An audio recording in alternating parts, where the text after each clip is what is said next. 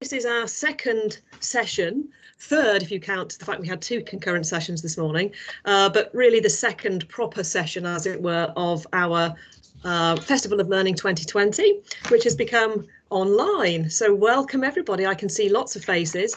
What we normally do, Alex might change the rules in a minute, but what we normally do is say if you can mute your microphone when you're not talking and also turn off the camera, just so then what we can have when people turn their cameras and mics back on is when we start to open the conversations, and that way we can focus on the speakers and see them and focus on those that are talking and not get distracted with the wonderful things you might be doing as you get so engrossed in the presentations. So do start with your mics muted and your cameras off. We've got an hour and a half until 3:45, and I know, Alex, that you've got 4 projects that are going to be sort of demonstrated, highlighted, celebrated, the most important thing, and hopefully discussed, so we can learn from them, and of course the projects that are ongoing, I think, can perhaps also get some feedback that might be valuable as they continue forward in this new and dynamic environment. So I'm not going to say a lot more because you know a lot more about these projects than I do, and we'll be able to introduce the teams and the discussion as you will. I'll just keep a note on the time. We should have been recorded, so hopefully that's okay for everybody, just to let you know that should have been started now, so that this can be watched asynchronously later on. So over to you, Alex. I shall turn myself off, as it were, for now, but I will be here keeping a keen eye on things. Enjoy. Over to you, Alex. Thank you, Jenny. Welcome, everybody. Welcome into the Lift Lab. I'm so pleased to be joining you, especially as my internet went down 10 minutes ago, but it's come back just in the moment of time. And also, I'm here today. Most of you know I'm Alex Ryan. I'm Director of Sustainability, and I'm with me co-hosting today. I've got Miriam Webb, Sustainability Engagement Manager, and Miriam's going to run the chat board for us and just co-host with me. We're thrilled to be here, and you know, as education for sustainability is rocking along in the world and navigating the coronavirus, there was to be the launch of a new 2030 Global Education for Sustainability program in Berlin this week, and actually we would have missed it to go to come and be here with you, so we're quite happy to be sitting here enjoying this without FOMO. So I hope you're all going to have a great time. We've got some really exciting projects today. First of all, just the practicals. Jenny's already said the one bit about, yes, please, if you would all drop your microphones and drop your cameras while the session's going on, unless you want to speak at question time, so that we cut out the noise and the visual disturbances. I will try and remember to actually switch my camera off when the presenters are on as well. We've got basically 4 little slots. The first slot are getting a double slot because they've got 2 stories to tell, but we've basically got 5 stories then all together in 4 slots, and they're going to have 10 minutes each. And after each story, we're going to stop and have a couple of questions, which Miriam will help us field. And then hopefully we'll have enough time for a little bit of 10 minutes at the end for a bit of general discussion and Q&A. On the chat board, obviously we'd love it if you want to do like people have been doing in other, stick in interesting links or little observations or helpful thoughts. We think as well, if you wouldn't mind, it would be very helpful if you put in the chat board little comment if you say, I've got a question, and you might say what it's about. You might say, I've got a question about smelly socks or something like this. Then there'd be an opportunity, if you like smelly socks questions, you could give that a little thumbs up and a like, and then Miriam will be able to see what the popular questions are. Otherwise, there'll be an obvious moment when we break for questions, and please feel free to stick a hand up. We'll try and spot that, or to chip in. And obviously, you know, it's being recorded. So I think that's most of the practicals. I was trying to work out how I might give people the timekeeping sign. And all I could come up with, seeing as I can't bob up and down like we would do in the room, is that I've got my singing bowl here. So if it's acceptable to the humans who are presenting, my dear colleagues, I could give you a little, just to indicate time to wrap up. With that, well, Tom's giving me a very meditative symbol, so I'll take that as a sign of approval, and I will try and bring out the bowl as we go along. Okay, so let's get into the session. A very quick moment of scene setting for anybody who's come into the room who doesn't know much about the LIFT program and what we're all doing here, because I see we've got from the people list of the people who are in the room that we've got people from right across the university, all sorts of different roles and course teams as well.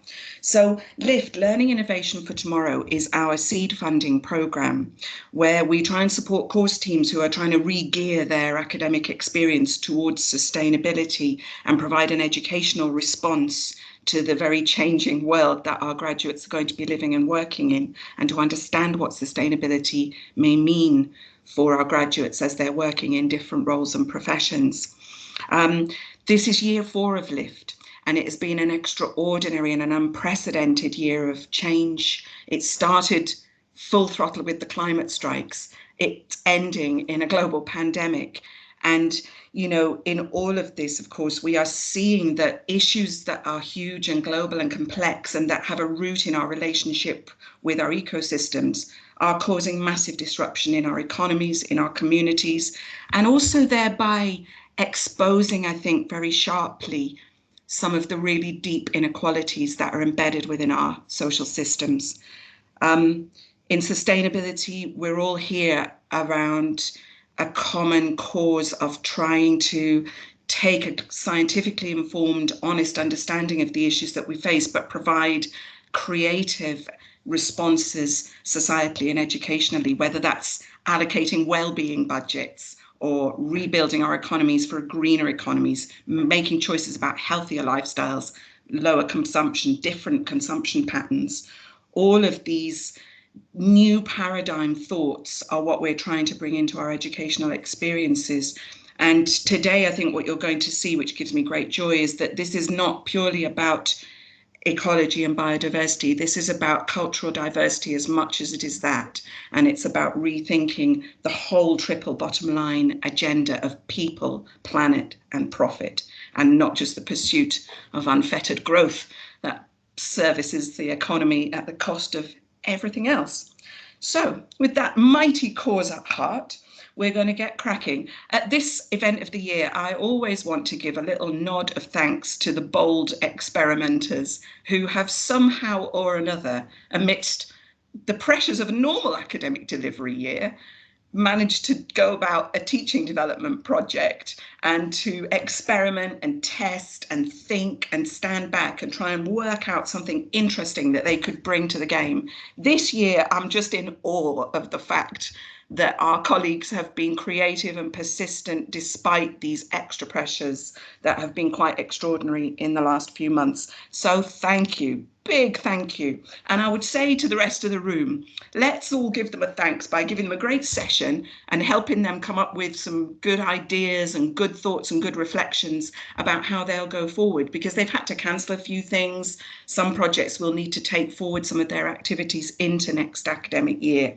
So let's use the chat board and the questions to give them all of our best ideas to help them along their way. So without further ado, let's get into our first session. The 4 projects today are going to be great. They're looking into these sustainability questions and finding ways to make it more engaging, to connect up issues, to find interesting new ways to deliver it. And our first gang are absolutely exemplary in this. This is a group from the media school, and we've got a fantastic student, Kane Peters, who we know very well because he's worked with us in the sustainability team over the last year or so. We've got Tom Soper and we've got Matt Lovett. These guys are going to bring us 2 stories in one, but altogether it's about lifting the lid on how one school, in this case the media school, are actually progressing a journey of engagement with sustainability and understanding what it may mean for them as creative professionals, and in trying to affect change in the industry through teaching projects and research, and very importantly, through a co-creation methodology with students. And obviously that's the keynote theme of the Festival of Learning tomorrow. So we're really proud to be kicking off with these guys. Right, over to Tom, who's looking like he may be the introducer. Thank you, Tom. Brilliant. Thanks very much, Alex. And hi, everyone, this afternoon. What I'm going to go straight to is share my screen with you, actually. We have 20 minutes for this session. I'll take the first third, and then we'll take it over to Kane, our level 5 student, and pass over to Dr. Matthew Lovett at the end.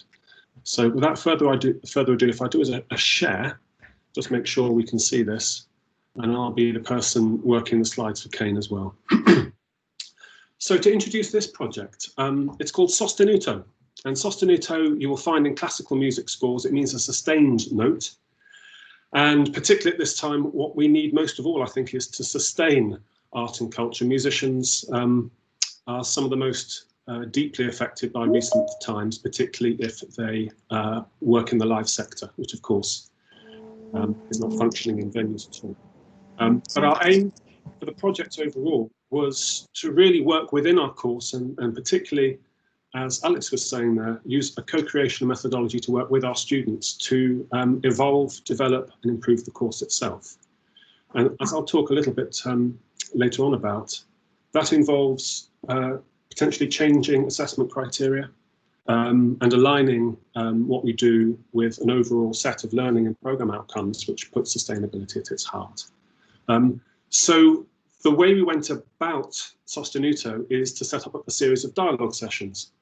And in the first one, we asked, what change would you like to see in industry? And we had representation from staff and all different levels of the course. And in the second one, we then wanted to move it on after some minutes and say, what change would you like to see in your course? Owing to COVID-19, we managed 1.5 dialogue sessions, but we still found out some very interesting things, particularly the sort of topics that emerged from the first dialogue session.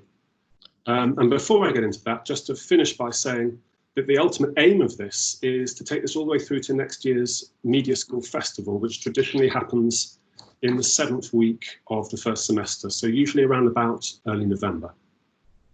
And you know, in that session, we do what a lot of us do, is we bring lots of great guests in. They normally travel physically to the campus, of course, and work with our students. But what we were going to do is invite some quite high-level industry guests, representatives from major trade bodies, professional organisations and the like, the Musicians Union, etc. And also engage very strongly in Gloucestershire, which is something I'll refer to in the 4th example. But if I skip on and just show you the sorts of things that we pulled out from the very first session. So many different issues came out. So yes, events, touring, festivals, merchandise and product packaging in the music industries, use of power and recycling, diversity, financial investments, how do we invest and with whom, health and well-being, a huge one, including, of course, a real occupational hazard for musicians, which is one's hearing, inclusivity, IP, intellectual property and rights management, music education generally, particularly we dwelt on how much more accessible instrumental and musical tuition is for people in private schools compared with the state, where there's been a huge shedding of capacity and facility in that area in the last 10 to 15 years. A lot on the use of social media, and finally, being aware that there is a tremendous amount of good initial activity in our local area. So that sense that we need to be more aware of it, signpost it, but also engage with it if we're doing something at the University of Gloucestershire. So what I'm showing here is there are 4 issues I'm going to pull out as examples, sort of micro case studies for us in the next 3 minutes. First in a module, the second to do with IP rights management, the third to do with how our students are actually developing new products, services, experiences with a triple bottom line, you know, underpinning them. And finally, to talk about our level 6 final year production company, who have themselves been engaging in setting up an entire music project in Gloucestershire. So for number 1, just an example here, just to get straight to the point of the idea that we want to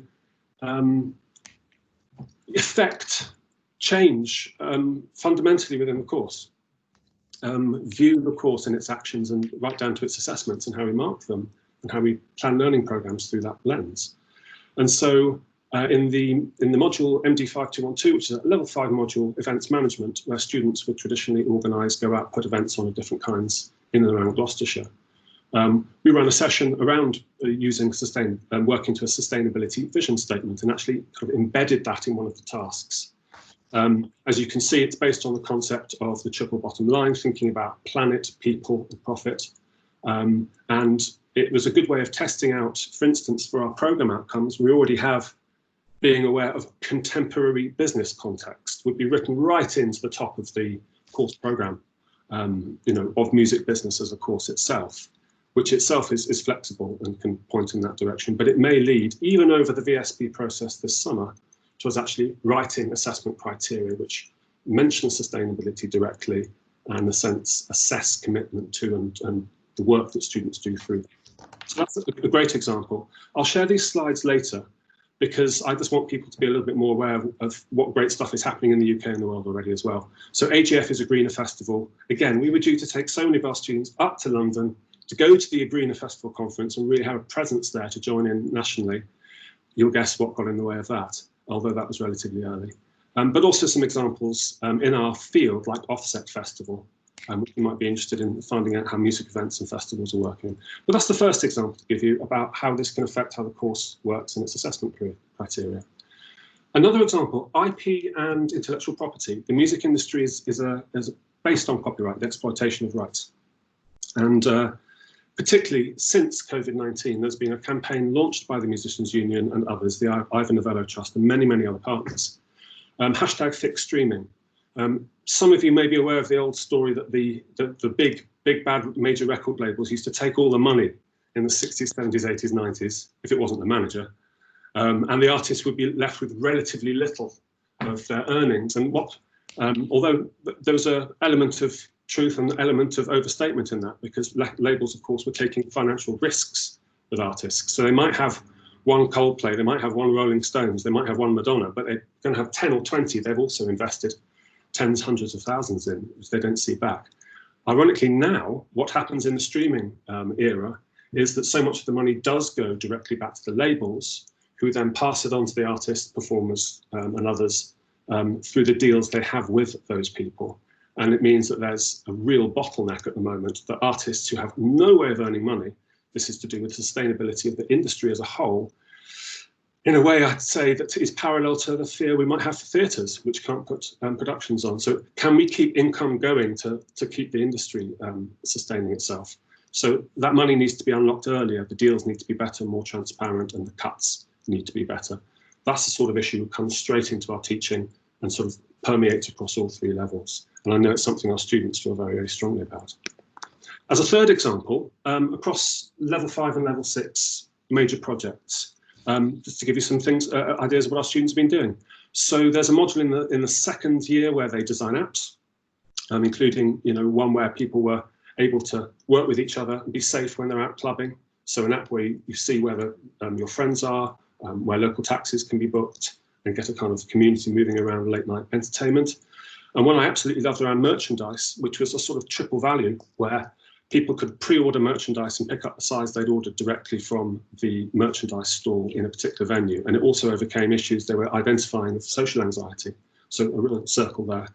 We have Abby down in Devon, who has been working on the principle of connecting people in projects that already are set up and exist. For instance, around Exeter and Devon, there are a lot of small enterprises, village hall and community projects, some funded by the Arts Council, some not, which are drawing together the entire economy and community of arts practitioners. And she's acted as a sort of social media and promotional hub to let more people know, which has involved literally going to schools to surprise them that such things exist. Share culture, a huge thing with us. Lots of our students and we have a lot of resources. Can we share them more effectively, more better, more equitably? And finally, developing the idea of rights management, a student who worked in a team to try and basically create an app for smart contracts, so that the various rights that can be shared and owned by different music practitioners are shared around a lot. No surprise, she's the one who's currently with Cooking Vinyl up in London on a year's work placement because she was an absolute snap. So that's the sort of thing that we'd be doing in this area.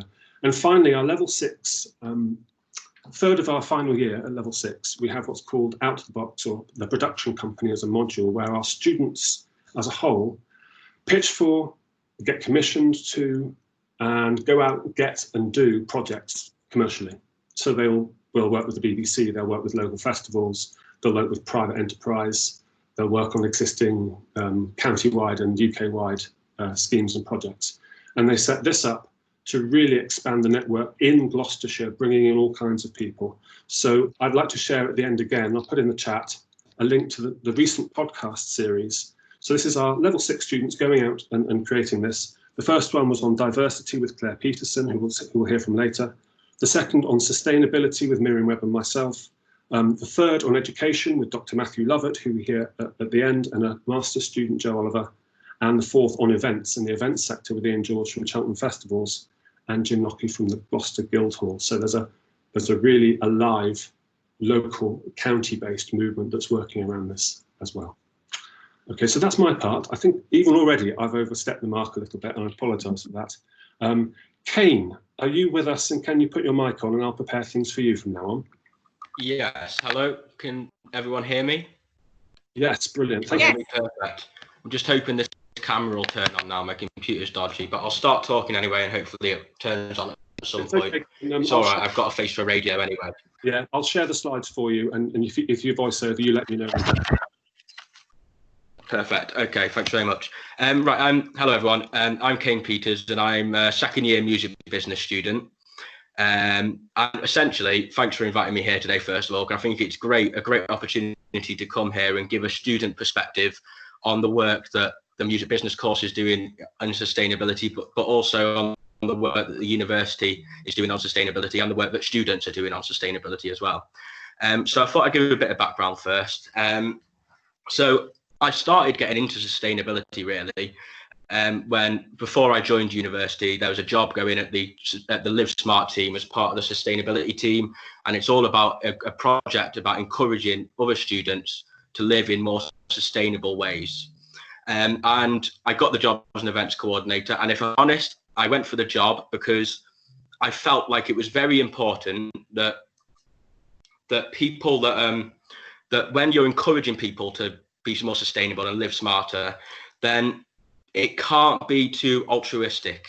It can't be too virtue signaling. You've got to recycle, otherwise the planet will die. People switch off, people don't listen, and people move on. And so you've got to grab them, not literally, of course, at the place where it makes the most difference. So whether that's financially, or whether that's health and well-being, travel, whatever it is. So for example, encouraging people to cycle, we wouldn't say, oh, cycle because you're going to save the planet, because the people that want to save the planet will already be cycling. You will say it's those people that do have an interest in sustainability, but that line between interest and engagement, and it's crossing that line that's the most important thing. So instead of saying save the planet by cycling, say save money by cycling because it's cheaper than getting the bus here in Cheltenham, for example, as just a brief example from that sort of student perspective. And so that's what I sort of learned on the Live Smart team, is really trying to find that way to make that change, but not just make the change, make people want to make the change. That's what it's all about. It's not just about making the change, it's about making people want to make that change. And so after that year at the Live Smart team, into second year, I was lucky enough to get a place on the Gloucestershire County Council Youth Climate Panel, where there's lots of really interesting, good discussion going on between young people from the ages of 16 to 22 in the area on what we can do to really take meaningful action on climate change in particular. And so that's been interesting, again, to engage with younger and older people with varying opinions on lots of different important matters. And also, I've been giving my input into the Sostenuto project. And one of the key things for me with the Sostenuto project is that it's got to be more than just doing it because you have to. If you're doing something because you have to do it, then you haven't fully bought in to why you should do it anyway. And so that's why it's so important for me personally, and I think a lot of people would agree, that sustainability needs to be embedded within our curriculum, within our course, in every single thing we do. Because it can't just be, okay, we've done this, now let's think about sustainability. That's better than not thinking about it at all, but it can't just be that. Everything that we do, in whatever industry that is, we always need to consider the sustainability influences and impacts. We need to acknowledge them, and we need to either do what we can to change them, to make them better influences, but also highlight them as well so people within the courses understand They understand what we're doing.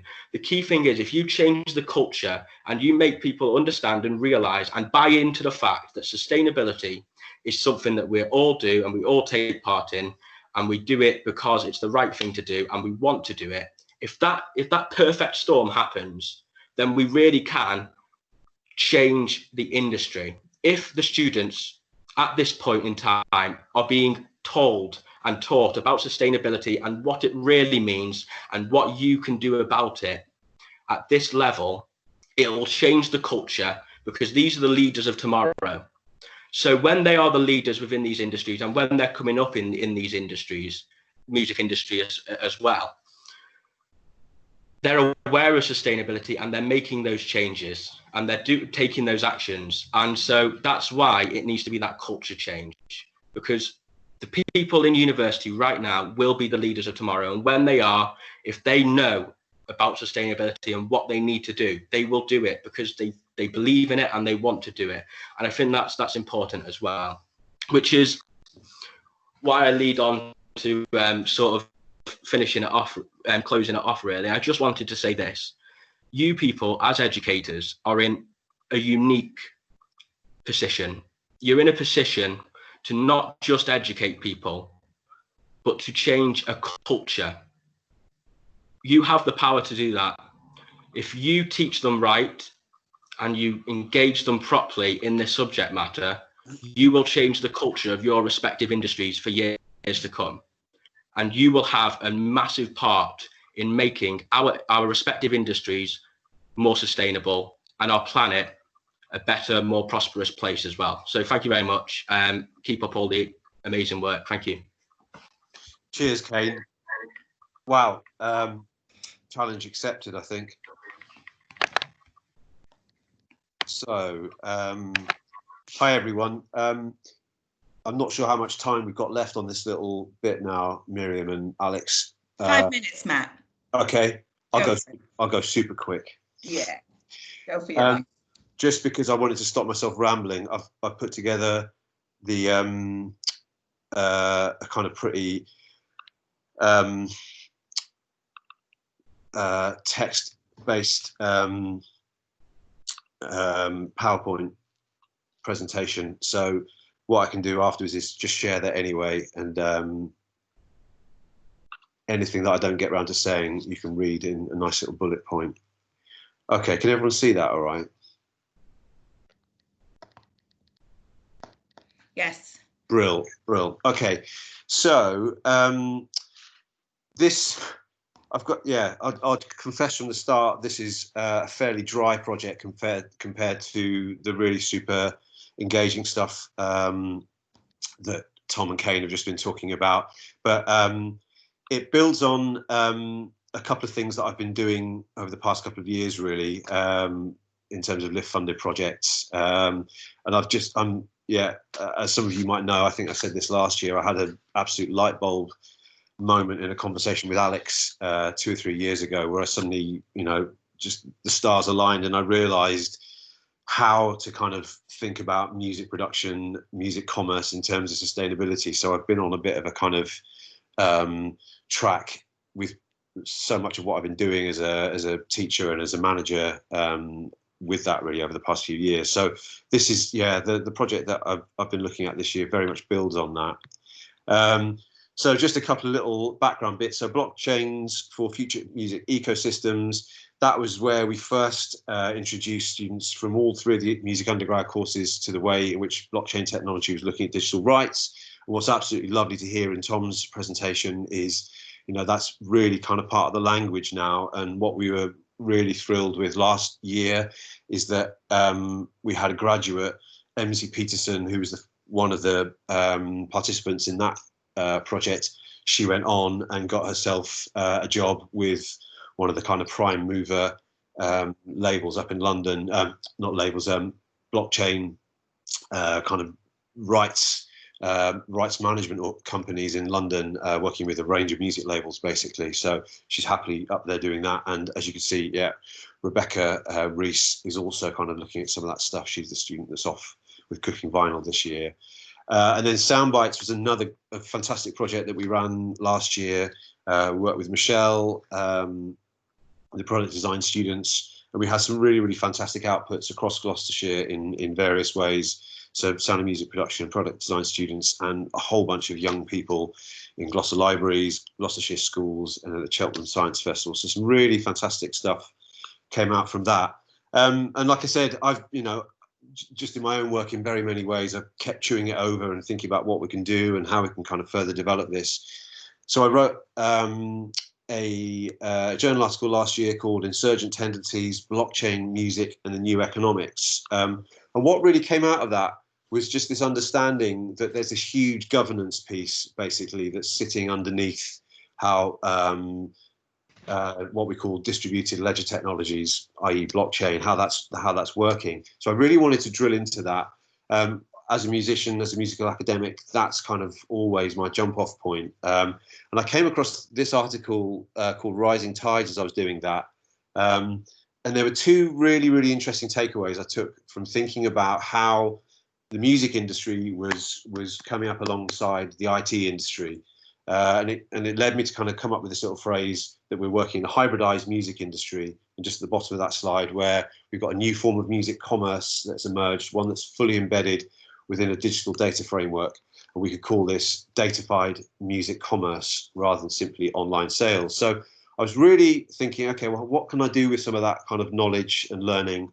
The other thing that kind of jumped out, which is really what kick-started the current project that I've been doing this year, was this sense that, as this slide says, that we're living in a knowledge economy where value creation is shifting away from moving atoms around to moving bits around, and really thinking about once we're attaching value to moving information around, we're not just thinking about intellectual property, but also in terms of governance and digital inclusion. So I started thinking, well, okay, how's that going to kind of play out in a kind of sustainability project that we're running through Lift? So I really wanted to think about digital institutions. What is that, Alex? Am I there? You're kind of there. So let me just flick on to this bit, because I think this is, give me another 2 minutes and I'll wrap it up. Yeah. So this is a picture that a lot of people might know. These are the 17 SDGs. So what we did with this project is think about how we can kind of map into some of these things through this idea of digital institutions and governance. So we're really trying to look at how what we might call a digital institution can really look at this this kind of governance piece, really. So I've worked with a couple of researchers. They put together some great reports for us that, I'm sure we can share across the institution, and I'll happily have a Zoom, Skype, Teams call with anyone that wants to kind of talk about it in a bit more depth. Let's flick straight through to, two more things in that case. First is, this was very much couched in this idea of Web3. I don't know how much of that you can see. It's quite a blurry screenshot, but we're kind of moving into this age of Web3 out of Web 2, which was, as the picture says, Web 2 was a kind of read, write, and it was an interactive web. And there's been all sorts of problems in terms of ownership of data by Google, Facebook, Amazon, all of that kind of stuff. Moving into Web3 has been very much about thinking about trust and verifiability of information. So looking at digital institutions, looking at something like UOG as a digital institution, thinking about how all of these different sorts of companies that are working either in the Web 2 framework or within Web 3, how that's all kind of changing. So we did a whole bunch of mapping. Again, I can kind of provide that for people that want to do that in a little bit more depth. But yeah, ultimately, what the mapping process did was allow us to understand different types of digital institution and the different ways that the different types of digital institutions are looking at governance systems and how individuals within those systems can kind of guarantee trust and equitability of access. And then when we flip into what that might be for a sector such as ours, I think it became increasingly obvious that we're more and more looking at a hybridized HE sector and the datafication of the university. And that's where, just that last piece, really, if we're successfully to prepare our institutions for a hybridized existence in the world of Web3, there's much that can be learned by applying a sustainability focus to questions of designing and implementing universities as digital institutions. So there's a huge bit of kind of really reframing what it is that we're all doing. I think that, again, just to quickly come back to Kane's piece, there's so much more actually that we can do as universities, as digital institutions, that not only prepare students but also better prepare us as, you know, kind of workers in a sort of Web3 economy, really. Like I said, please come back to me with questions, or if anyone wants to pick that up in a one-to-one, I'd be more than happy to, but that's me for now. Right, Matt, I'm jumping in. You've had your little bit of indulgence. Thank you, guys, all three of you. That was really fascinating. Kane, did you put your hand up? I thought I saw a hand up. Did somebody have a hand up? Because I think we could just take one quick question, perhaps. Don't worry about that. Okay. No, so it's all good. Sorry, that was a complete mistake. My fault, sorry. Matt Barr's got a hand up. Matt, would you like to chuck in a quick question before we go to the next thing? Sorry, an errant click. My apologies. No problem. Now, I mean, the chaps, obviously, that you can tell they had a huge, rich thing to bring to us, and I think we were all quite stunned with Kane's eloquent delivery as well. I see there aren't any immediate questions in the chat board at the moment. I wonder is there anything in the room that everybody would particularly like to jump in with right now? Because otherwise, perhaps we'll just keep going. What do you think? Is there any pressing questions out there? Okay. Well, look, I'm going to just say thank you for now, guys. I think you've stunned everybody into silence. There's some terrific stuff going on here. And I think, you know, from Miriam and I's perspective, we just find it quite leading and quite deep, actually, what you're developing right across assessment, research, the festival, the way of partnering with students. There's so much going on here. And I think if you can leave your slides and we can actually share and let people kind of come back and dialogue after the session, that would be great. Thank you so much. Claire and crew, if you'd like to get ready, I'll just give you a quick introduction. We're not too bad for time, maybe 1 minute behind, but we've got a squeeze room at the end. This project that's coming up now, folks, is about decolonizing learning, which is a term you may have heard going around. It's decolonizing university life is becoming a phraseology that you will have seen in the media with quite high profile press coverage, shall we say, of issues at some of our elite institutions like Cambridge, where why is the curriculum so white is the strap word we are seeing emblazoned across the questioning that's coming from particularly a BAME student community. Obviously, in the last week, you do not need me to tell you that in the last week, we have seen painful, chilling evidence of the deep destructive racial bias that's in our social systems. And we're not just talking about the evident brutality we've seen in the USA. We are talking about the subtle and the micro level inequity that is in our most well-meaning of institutions, including our universities. Now, our rather terrific equality and diversity manager, Claire Peterson, has been working with BAME students in our university and with colleagues right across the piece over a few years now to bring some really brilliant initiatives forward to help us at this university to take steps forward and improve experiences and prospects for our BAME community. This is an issue really close to my heart because sustainability, it's a global perspective agenda. It's an agenda with equity at its heart. And yet, I'm embarrassed to say that sustainability is a professional sector that has an atrocious and failing performance on cultural diversity and ethnic diversity. We have some good news stories. This month, the first ever female leader from the Global South from Kenya, Sanda Ojambo, has been appointed as the head of the UN Global Compact, which is the corporate sustainability international program. But these big profile stories do not get away from the fact that in sustainability, we've got to do a lot more to diversify. So we're hoping that this project is not only going to help its own agenda in its own right, but is actually going to also help us to sow better connections between these two agendas. I'm sorry for the slightly lengthy preamble. You can probably tell it's a bit impassioned. Over to you, Claire and folks. Thanks, Alex. Okay, so I'm just going to do a start into quick overview of the curriculum, hand over to Sam, and then Sabine will do a wrap up by showing you some of the resources. So as Alex has said, the project was really the compilation of a suite of resources, online resources, that are both flexible and quite wide-ranging, and hopefully will aid colleagues to explore and address some of the issues, the barriers, the challenges, the concepts within this notion of decolonising learning.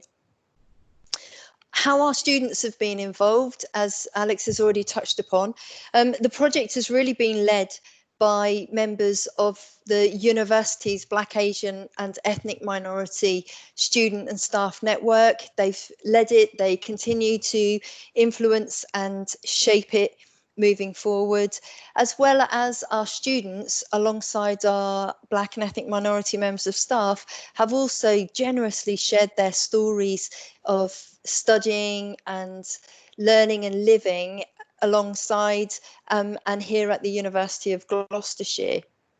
And as we move forward, we're at the start of our journey, but as we move forward, then their stories will form the heart of our own resources.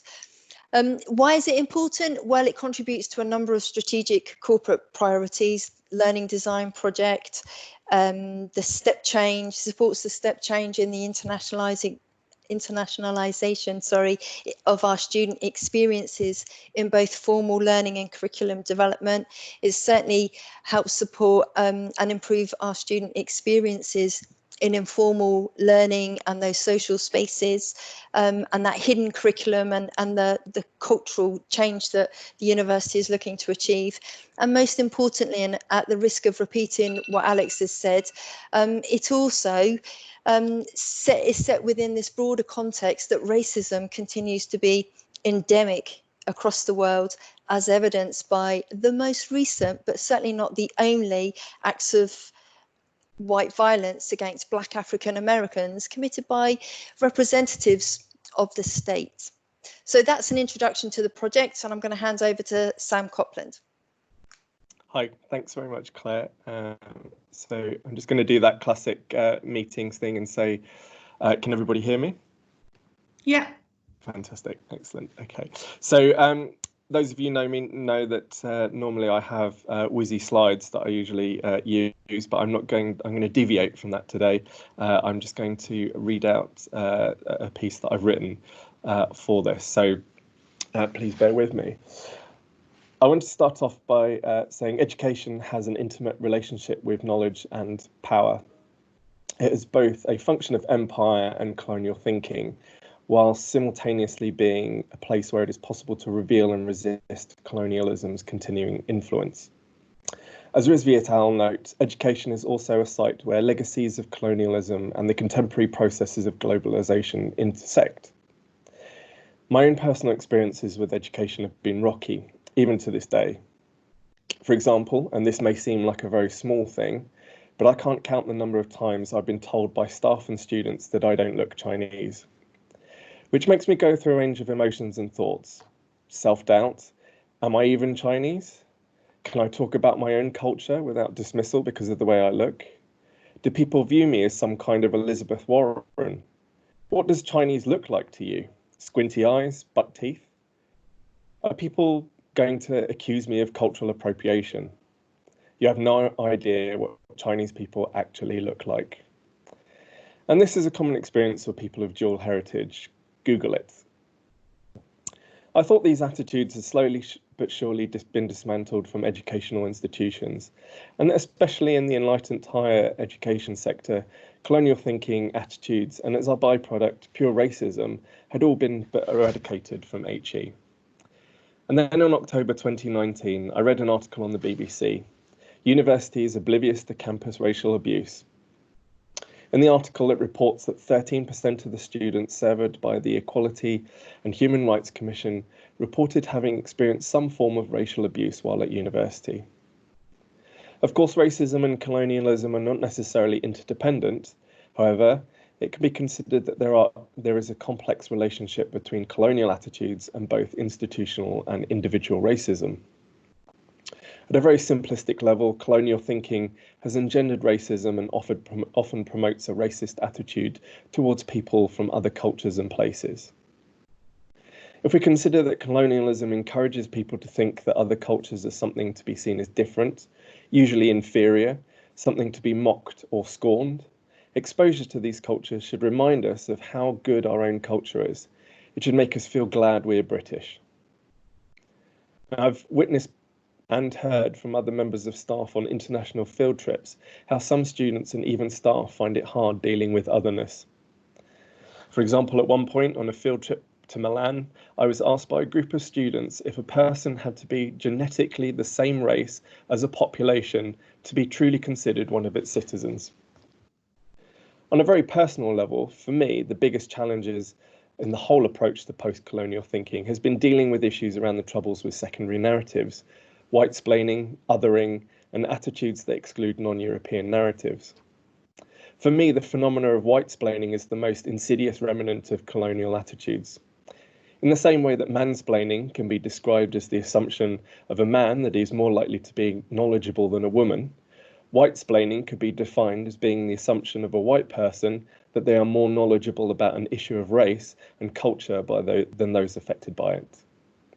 Now, this is certainly something I have experienced personally many times and also witnessed it happening to others. Currently, the public discussion of what behaviour can be considered as racism seems to be being defined by predominantly white commentators. And that's why it's important to hear the stories of those who have experienced this and why we felt it was important for you to hear them. Thank you.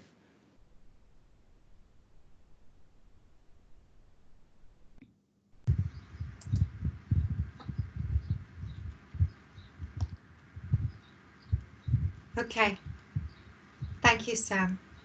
I'm just going to give you that moment probably to let it sink in whilst I'm going to try and share my screen to talk you through the resource that we have developed for this project.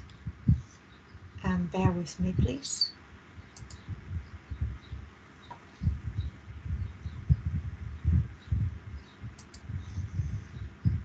Okay, I hope you all can see a blue cloud, and that should take you to the resource. So we have developed two resources which are interlinked. It is a Moodle site, and it is called Lift Decolonizing the Curriculum. This is the landing page that you can see right now. In here we have different container sections which offer you some different ideas and inspirations, really. So the first one is a glossary, and I don't know if you're familiar with glossaries, but glossaries are parts of Moodle, and they are there to offer up the opportunity of co-creation. So I started this glossary with the letter D and started with decolonizing the curriculum and have offered up some definitions. This is open to other staff equally as students, so people can then add an entry to it, and so therefore it will be a growing resource. So we are not offering up a definition, we are offering starting points. Let me just go back and show you what else we've got here on the site. As I said, we offer up starting points, and in the starting points section you will find a book with some initial ideas. So some ideas how you might want to start reflecting on your own position as a teacher and as learners. Some ideas about implicit bias and how they might affect your reflection and your position. Some ideas about what to do within your curriculum and what could it actually mean for your curriculum.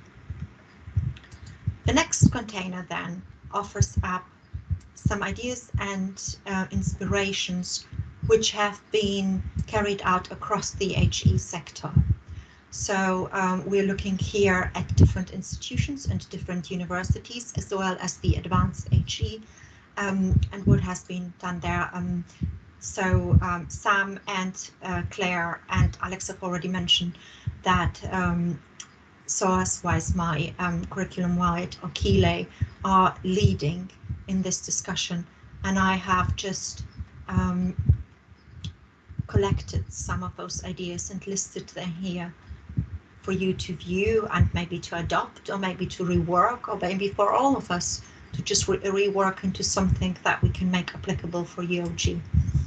So as you can see, it has got up to 6 chapters, and you find all sorts in here. So you find the Decolonizing SOAS toolkit, but also some ideas on reading lists, and how we could rethink our reading lists, but also the Anti-Racist Classroom Collective, who offer up a fantastic game activity, which is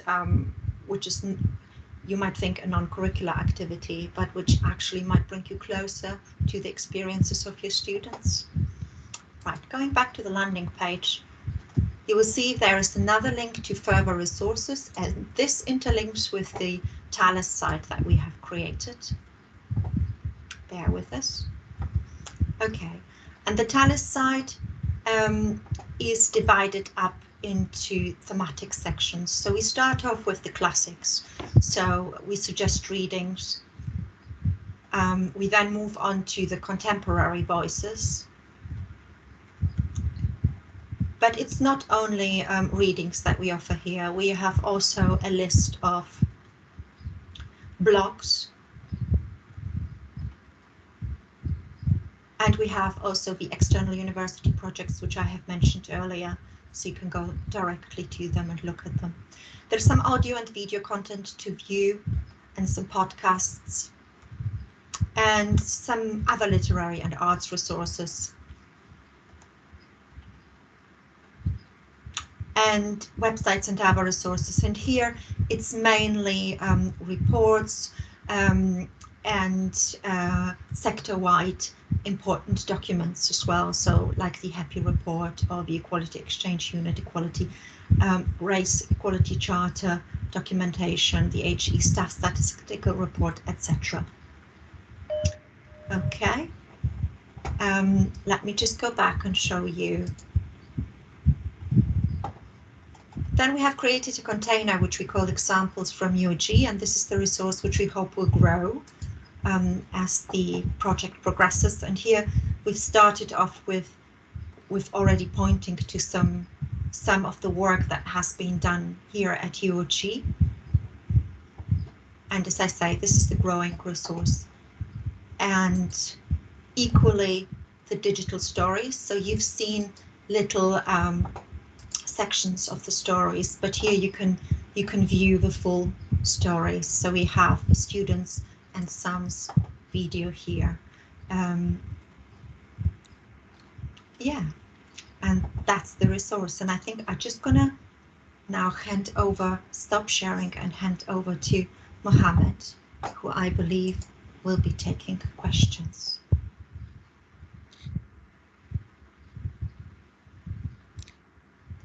Is Mohammed still there? Yes, we're officially out of time, but let's have, do we have any questions in the room?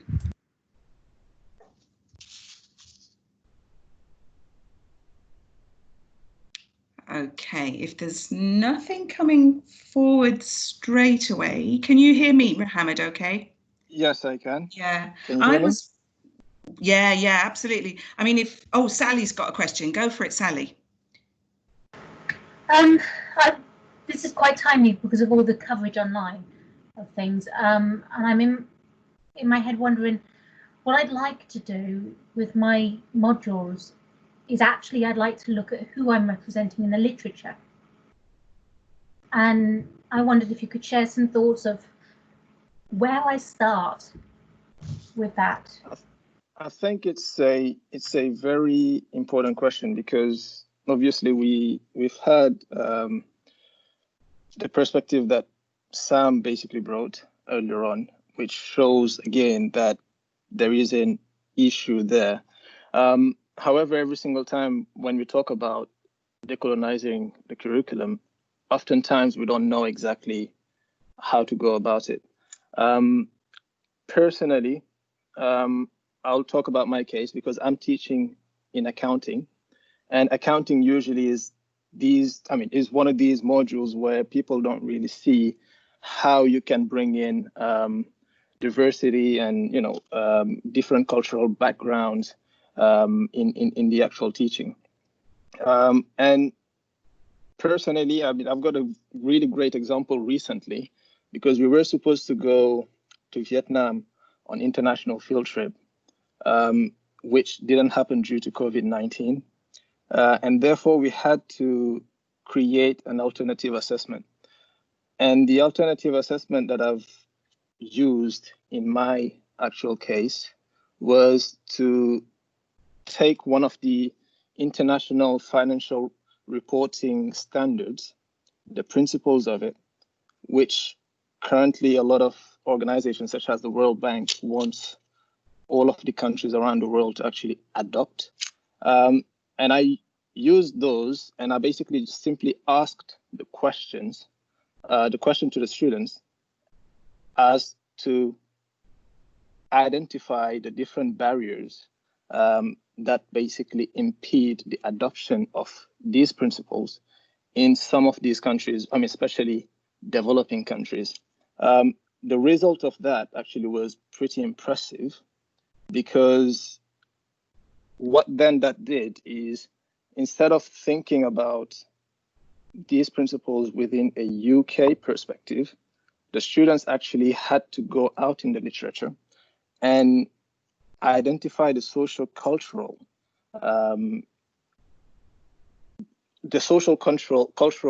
fact in different countries.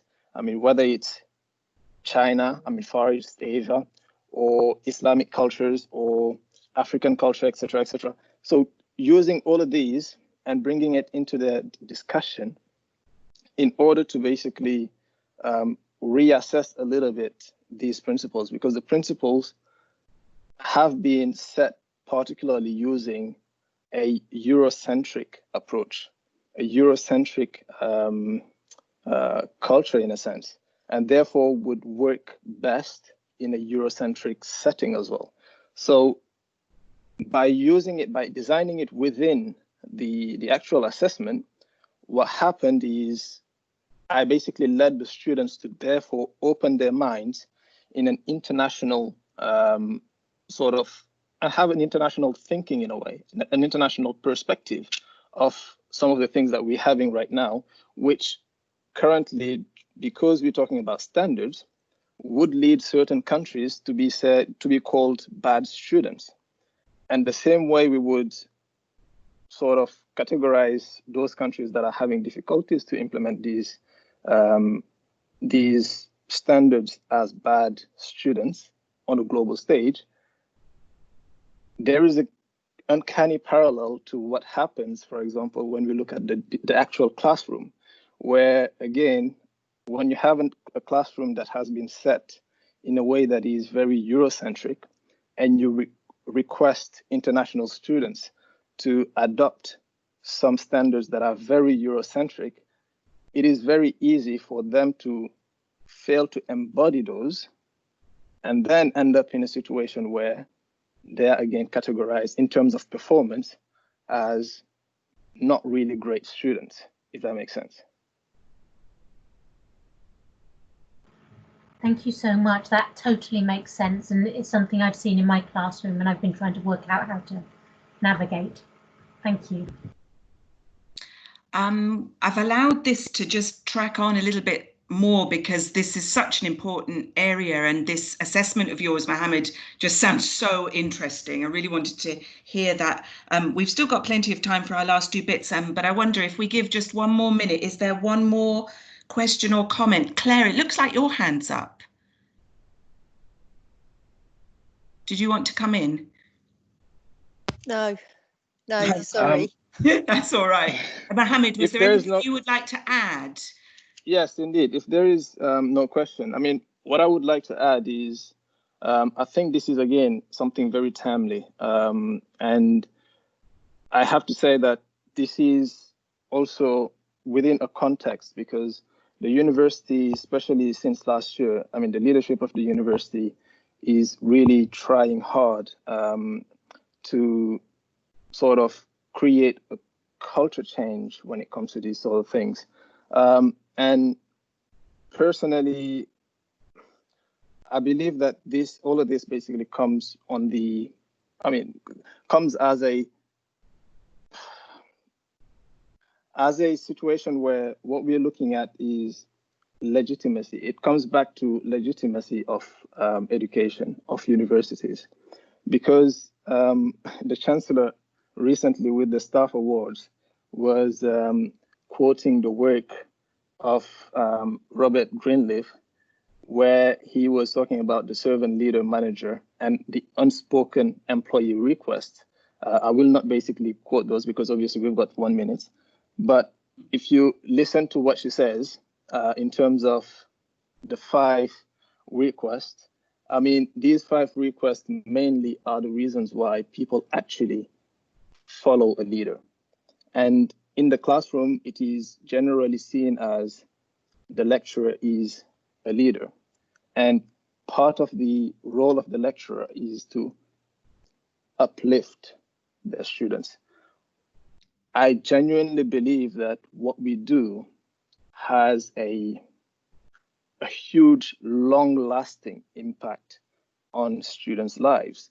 And what it means is when we have a curriculum that somehow, somewhat, without doing it in purpose, obviously, isolate a certain group within the classroom, we run the danger of losing a certain legitimacy.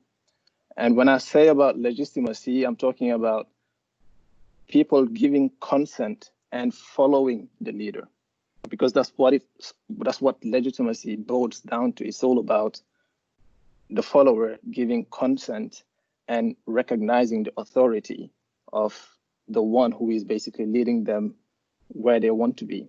And in that sense, where I'm coming from is obviously when you lose consent, when you lose the motivation of the follower, what then ends up happening is a loss of performance, because they no longer enjoy or they no longer are willing to follow the leader, which means in turn that perhaps somehow, somewhat, you end up in a situation where the student no longer performs. And last year, I know that a lot of colleagues unfortunately don't know yet, but last year we realized that the attainment gap between BAME students and their white counterparts was quite huge in a sense. It's not, I wouldn't basically exaggerate, but it was quite huge. And what we've been trying to do over the past year, through the BAME network and with the support of the whole leadership of the university, is to actually invite, to bring in steps to actually invite staff and colleagues to start a conversation where this culture can actually be changed in such a way that some of these students could also feel represented in a sense and have their voices heard by the actual staff, whether lecturing staff or professional staff. Mohammed, thank you. I didn't want to interrupt you at all, actually, because this is such an important agenda for us. But thank you so much. I believe that we haven't got any obvious questions on the board, and we need to catch our time back up now, but we've got enough time to just catch our final projects up. Can I just say a huge thank you to all of you in this project and for the stories that have been shared. And everybody, you've probably noticed there are some videos you can watch if you haven't watched them already. We will also be giving continuity funding to this project to carry on its work next year. We wanted to look not just at the online toolkit development, but to encourage the project team and support them to actually look at the campus environment and the hidden curriculum and the messaging that is going out just as you walk around our spaces. So now we need to shift gear again. This is always the way with sustainability, so many diverse topics.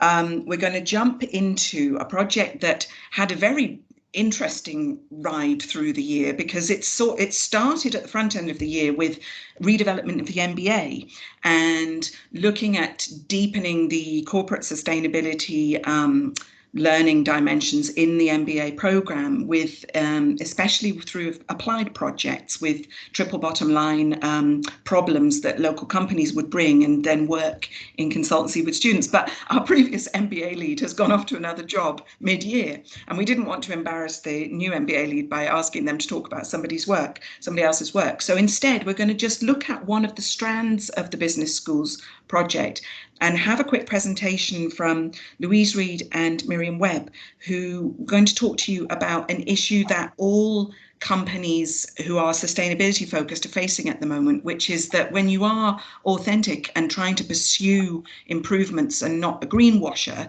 how do you actually engage clients and customers in this, in your marketing part of your business, in a way that doesn't come across as greenwashy? Now, that's a live issue for the university. So we were quite excited when we got the chance to go in and be a client brief to the digital marketing course team and see this through student eyes. So a quick précis, if you can, Lou and Miriam, over to you. Hi, everyone. Alex, can you hear me? I can, yeah. Perfect. Okay. So I'm going to just start and tell you a little bit about the module. And Miriam's going to jump in and tell you about her client experience. So we're going to focus a little bit more on how the students kind of took to the education for sustainability concept, and how they kind of dealt with that and the client brief throughout the project. So the module that we were working on was market research and analysis. And the purpose of this module is effectively to teach students the skills they need to complete their final year dissertation. And to make it a little bit more exciting for them, we invited Alex and Miriam to give them a kind of live brief. So Miriam's going to talk you through what the brief is. The main kind of focus and purpose of it was so that the students could get experience of working with live clients and some of the challenges they might face in industry as well. So I'll pass you over to Miriam and she'll talk you through the brief. Cool, thank you, Louise. So the overarching kind of aim that we wanted to achieve as clients was to understand how we could better market the university's USP in sustainability, particularly in the education for sustainability side of things. So we offered 4 live briefs that students could choose from. So, different students did each of the 4 briefs, and I'll put the full briefs in the chat for you later, so you can have a look at those in more detail. But just to introduce them, quickly, the first brief was around looking at prospective students. So trying to understand how education for sustainability and courses that embed education for sustainability, could be an extra attractor to the university.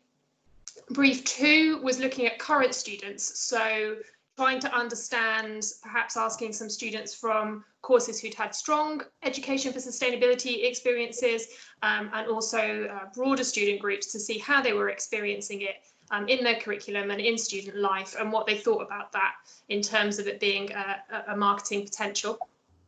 Brief 3 was around secondary research, so taking a look more in depth at the national and international literature around student interests in sustainability and student understanding in sustainability in perhaps in terms of their career ambitions or their course experiences, and trying to get more of an understanding of that. And brief 4 was around our wider stakeholders, so including our alumni, local businesses that we might work with, trying to understand not just their professional needs and skills in sustainability, but also perhaps how they could help us as stakeholders in promoting our USPs further. So I'll hand back to Louise to tell you a bit about the student experience. So to begin with, the students found the concept of education for sustainability quite overwhelming. At the time, we thought it was just because the concept hadn't been specifically defined within literature. There wasn't lots of specific sources that students could go to that were accessible to understand it for themselves beyond what myself and Alex and Miriam were communicating to them. But after kind of looking at the whole process and looking at how they interpreted sustainability at the beginning and where it got to the end, it was actually their pre-learning of sustainability as a concept as a whole So that meant the transition into education for sustainability was far more kind of complex than we first thought. Now, that does give us a really exciting kind of focus and a kind of reasoning behind maybe why the students weren't excited about the concept. It was effectively because there was a kind of limited understanding that marketing can obviously support in order to communicate that to all of the stakeholders that Miriam outlined. Also, they didn't really see the big picture within a business context of how it would affect their final kind of career. They understood what they'd be doing in classes, they understood what it meant within the university context, but they couldn't see how they were actually going to be using that and how they were going to be selling themselves, obviously, to employers in order to get jobs. So both of those give us kind of really exciting focuses as to how this can be developed as a marketing strategy. So Miriam's going to talk to you about how she experienced being a client with the students and some of the challenges that she found.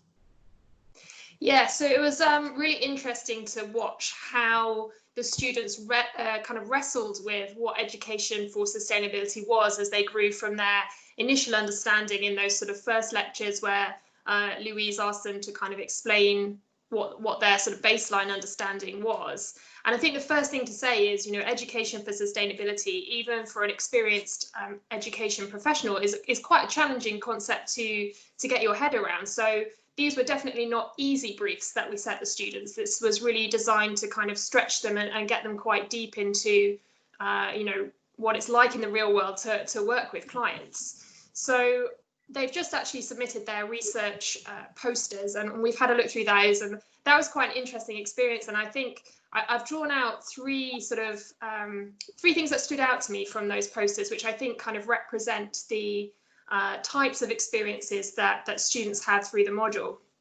So our first observation was that we tended to find that students, when they, were only first getting into the literature, or maybe didn't get into the literature deep enough, they weren't quite grasping this sort of difference of sustainability and education for sustainability.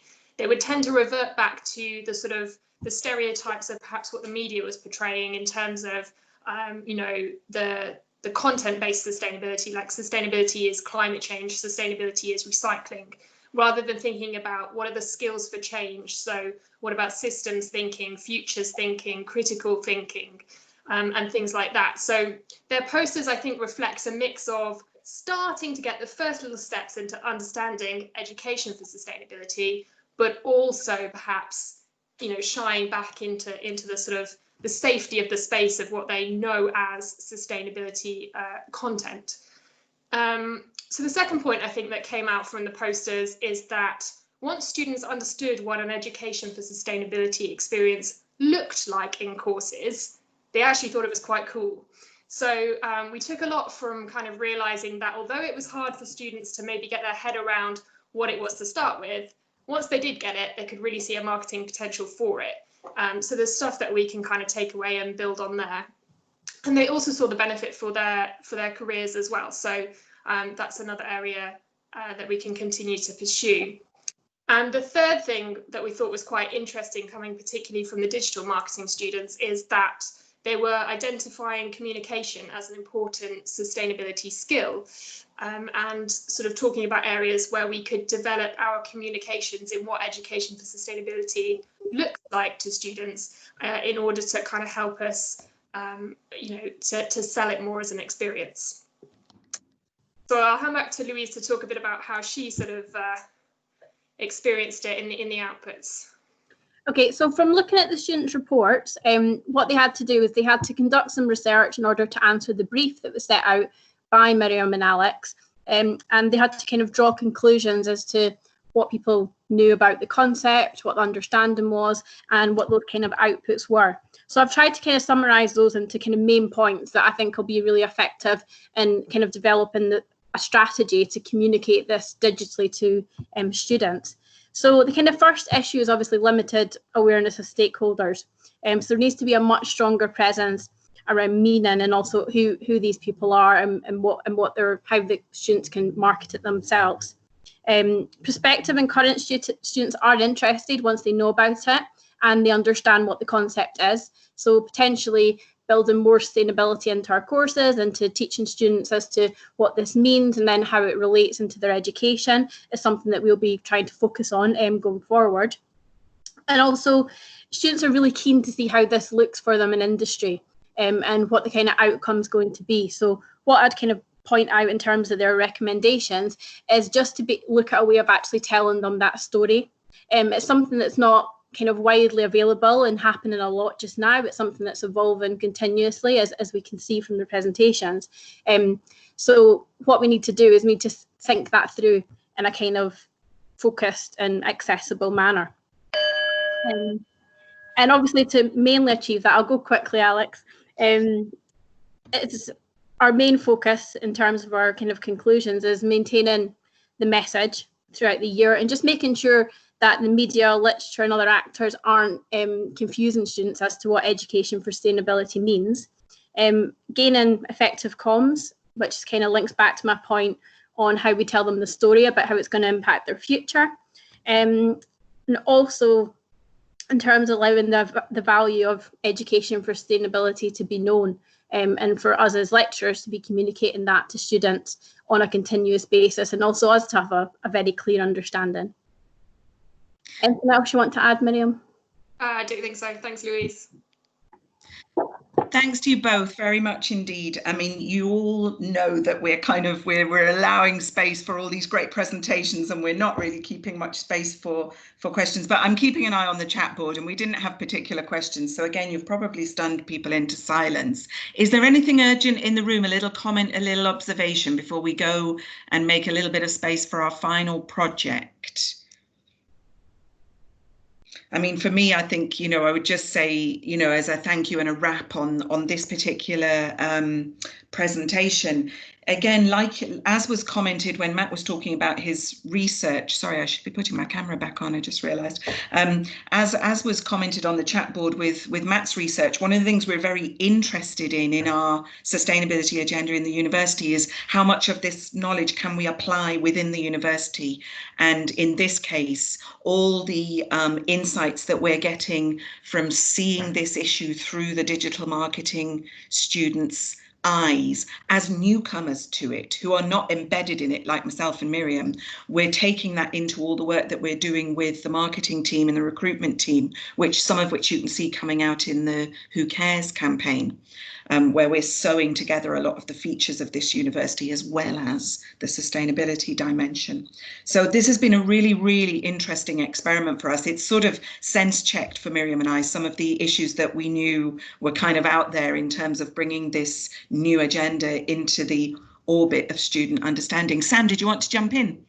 Hi, yes, thanks. Hi both. Hi Louise. Just wanted to say fantastic project, and I just wanted to know if there were any plans to kind of carry this forward, because certainly as one of Louise's colleagues, I think it would be absolutely fantastic to kind of carry that process onwards and see if we can develop it into other modules as well, so that we can perhaps think about even combining a couple of things. So how do we talk about sustainability within ethnic issues and cultural issues, for example? How do we communicate? How do we get the students to learn how to communicate about that? Where we've got, say, for example, P&G, we've got this big drive to try and show that they're a sustainable company. How would the students then approach that from a point of communicating to, different cultural kind of norms and different cultural biases? So just a kind of question of, Louise, are you looking to kind of carry this on, and is there a second project in the off, or is this something that we can perhaps adapt into our daily kind of activities? Well, myself and Alex and Miriam actually had a conversation about the kind of Who Cares campaign and whether or not we could look at embedding the students building some sort of a campaign around that. So yeah, actually that's exactly. And I was actually going to talk to you, Sam, about that. Okay.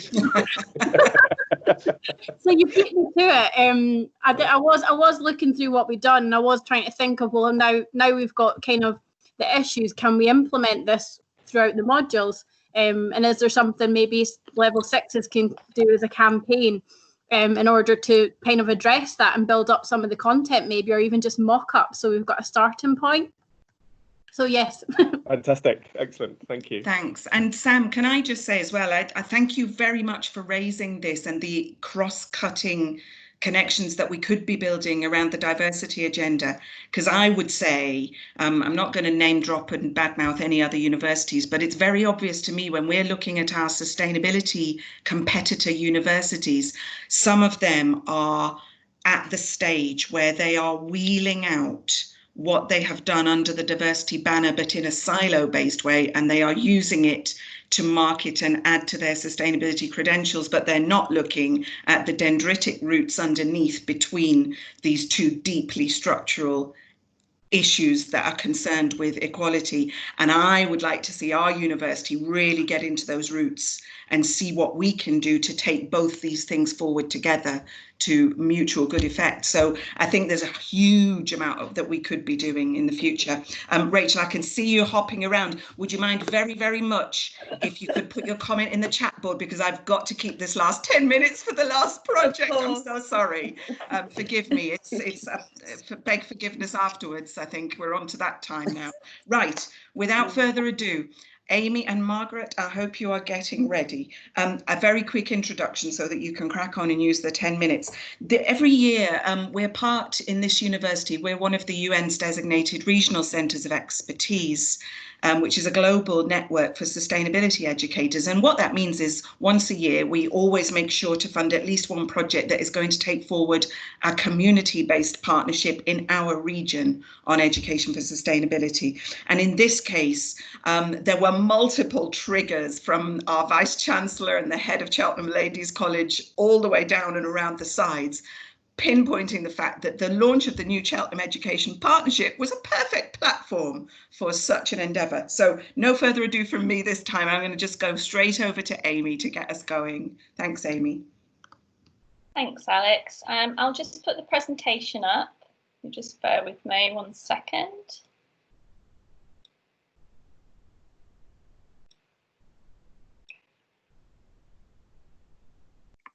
Okay, so hopefully,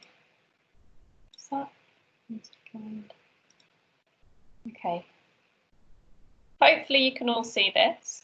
I feel really fortunate to have been able to work on this project, and I've had the privilege of working not just with the Cheltenham Educational Partnership, but also with the lovely Margaret in the School of Arts. And we've actually worked on this project called Thread Counts, Love Your School Uniform together, which has been brilliant. Slight sad note is that we haven't actually delivered it yet because of COVID-19. However, everything is in place for us to do this next year, hopefully. So what I'd just like to do, if I can get this to move on. Sorry. Probably get out there, sorry. It's not letting me move it across from slide to slide. We'll try again. Just that. Okay, so I think what would be really useful, just to give you some background, as Alex has kindly said, there were lots of conversations happening with the Vice Chancellor and the Principal of Cheltenham Ladies College around doing a project in education, but really focusing on sustainability. Now, this coincided with the Cheltenham Educational Partnership being started. It's a very new partnership. It's really exciting. It's made up of the schools in the Cheltenham area, predominantly secondary. The only school that we're not currently working with, but we're trying to persuade them, is our local grammar school. What is brilliant about this partnership is that all of the schools have come together with one vision of trying to support all learners in the Cheltenham area, to give them opportunity to learn from each other and to work together. And so each school provides some kind of enrichment activity or offers an opportunity for students to engage maybe in a GCSE. So a lovely example, Cheltenham College offered all of the students across all of the schools in Cheltenham to engage in GCSE Latin. Now, for some of our secondary schools, they don't offer that. So it was a brilliant opportunity for those students that felt able to take that extra GCSE on to actually be able to do it. Now, within the partnership, there are cultural organisations, so the festivals work very closely, they sit within this partnership. The University of Gloucestershire is very much a part of this partnership. And what we wanted to do as the University of Gloucestershire was to offer something to students in the partnership, the opportunity to learn and be inspired through sustainable education. Now, having conversations with Margaret, we got very excited about talking about fashion and sustainable design. And Margaret's going to talk later about the focus on that just a little bit later. But what was really interesting with the work that I was doing with all of these schools in the partnership was that the students showed an appetite for wanting to work in sustainable education. And one of the things that they brought up when we were talking about sustainability is what happens to our school uniform, thinking about fast fashion, and what can we do as students in Cheltenham to resolve this. So this was the basis of where the idea came from for this particular project, which Margaret is going to talk you through now. If I can work out how to use my slides, I am so sorry. There we go. Okay, I'll just go back one. Okay, over to you, Margaret. Okay, thanks, Amy. Hello, everyone. Really enjoying the presentations today.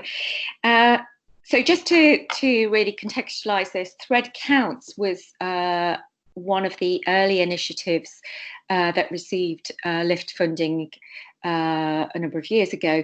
And the project initially was to develop and address the problems associated with the fashion industry.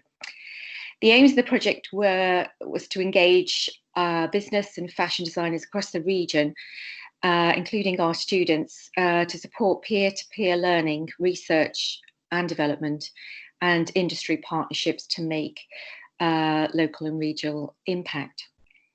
We launched the initiative through an open call for artists and designers and our students to respond to the then RAP campaign, Love Your Clothes. The work we selected from this brief was then formed an exhibition entitled Let's Talk About Clothes, and formed part of a one-day community event which centred on practical and discussion workshops between local regional businesses and communities. The overall impact of Thread Counts initially has really developed the education for sustainability curriculum within the fashion design course. And I guess I've been looking for another sort of more externally reaching project that would develop these concepts and ideas further. So it was brilliant really to engage with Amy on discussions about the opportunities to work with the CEP schools. And we clearly developed some obvious associations and developed a brief that would engage and upskill pupils in developing an understanding around the clothing industry, and specifically the challenges around school uniforms in relation to consumption and waste.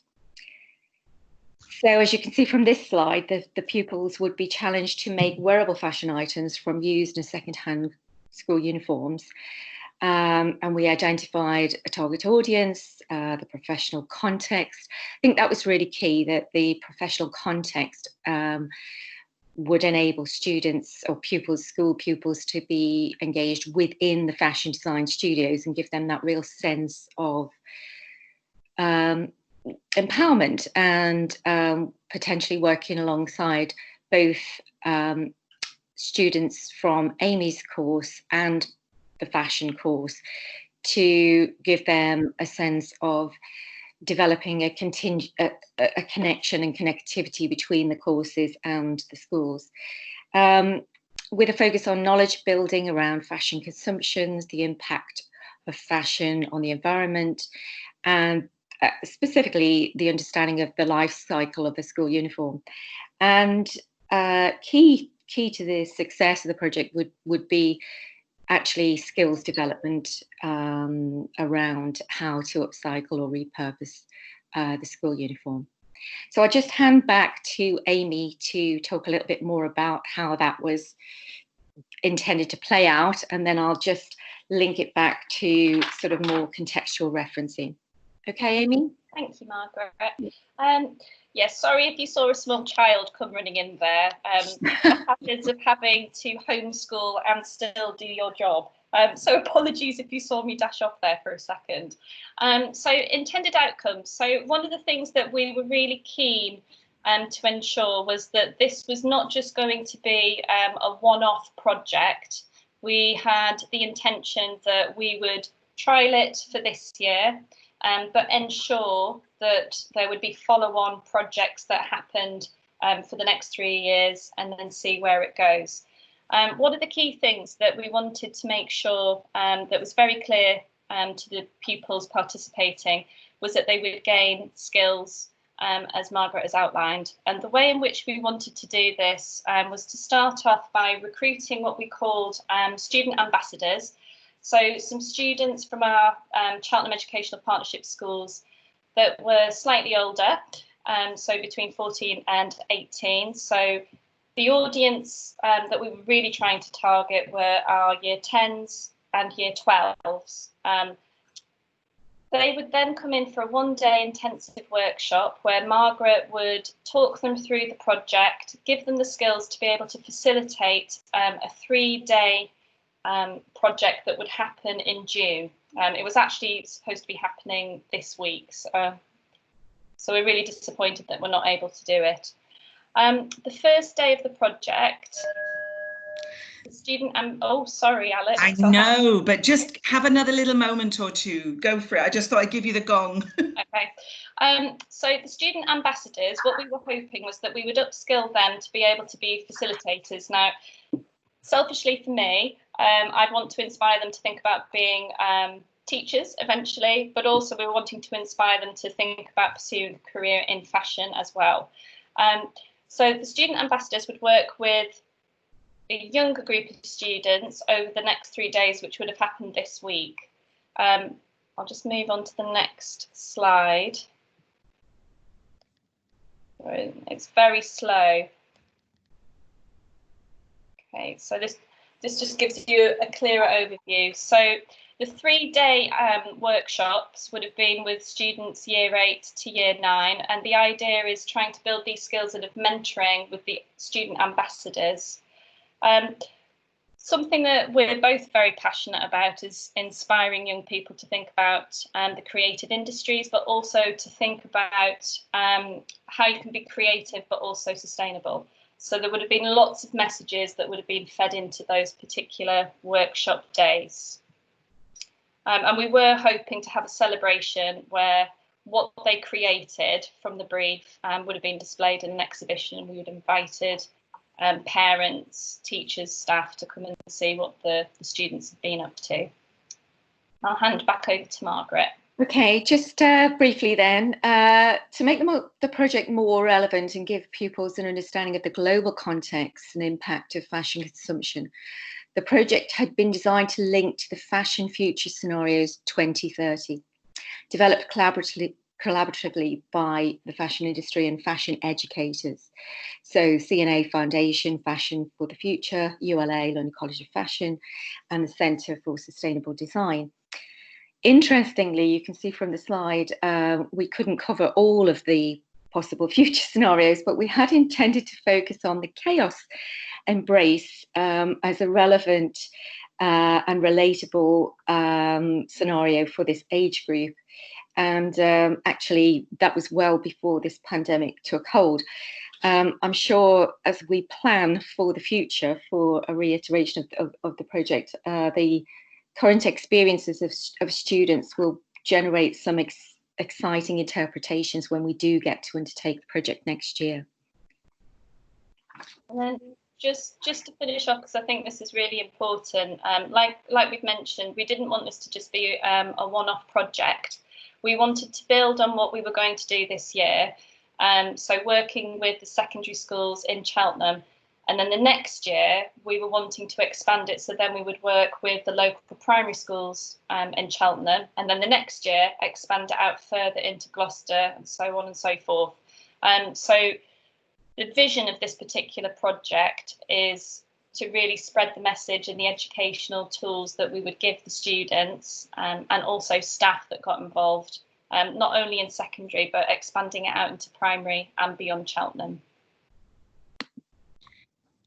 Amy and Margaret, thank you so much. You've got some comments going on in the chat box saying how interesting this project is, and it certainly is. It's a very multi-layered project, this, you know, the overt topic of sustainable fashion, but what's actually going on within the methodology of the project is just fascinating. And, you know, we'll look forward to supporting you to actually being able to pull off the activities next year. Now, colleagues, I'm very conscious that some people may have had to just slope off. You know, we needed to let the projects conclude. It always happens with the LIFT projects. They're so rich. We do not manage to get in enough question time ever, and I will take all the blame for that myself. But just to say, we're on 10 to. I'm perfectly happy myself to stay in the room for a few minutes if anybody would like to ask questions or just hang around and chat for a few more minutes. But meanwhile, before we officially just close and thank, I'll just see if there are any very quickie, immediate questions that anybody would like to put in. Is there anything jumping about in the room? Okay, nothing too immediate. Look, let me just then, therefore, I'll switch my camera back on, which I forgot to do once again, and just say, presenters of the day, thank you so, so much. I think this has been a really rich session, some great comments in the chat board, and what's been quite meaningful, I think, and inspiring actually, is seeing how we can see some roots across and connections across these projects that we can take forward with collaborations across our schools over the next year or so. The LIFT programme, we went into commissioning mode this year because we thought that would be more effective as we had all come out of the SSF process last year. And we may do similar next year. So if you're interested in getting involved with LIFT, just please drop us a line after the session. But meanwhile, can I just give a really profound thank you to all of our presenters today for these brilliant projects and your presentations. And I think, Jenny, do you want to say a little wrap up something? Thank you. Thank you, Alex. I just wanted to say again, thank you so much to all our presenters, to you, Alex, for hosting, and to everybody attending. I'm not going to take too much of your time. It's just a reminder that we do have the Vice-Chancellor's live welcome to the Festival of Learning on the linchpin day tomorrow, and that leads into the keynote lecture, which picks up on working with students in partnership, which links across all our pedagogies, Ed for Sus included. So I think it makes many links with what we've seen this afternoon and through a lot of our presentations this morning. You can still book for that if you haven't already. You can't do it online anymore, but you just drop an email to fall@glos.ac.uk and you can sign up right up to the time that we begin.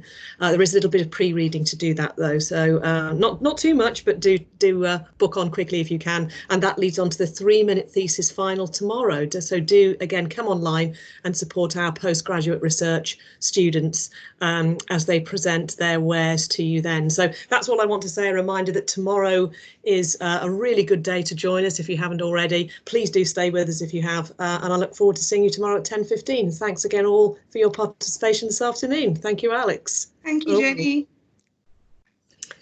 Thank you. There you go, final meditative bang on the gong for everybody. Chill.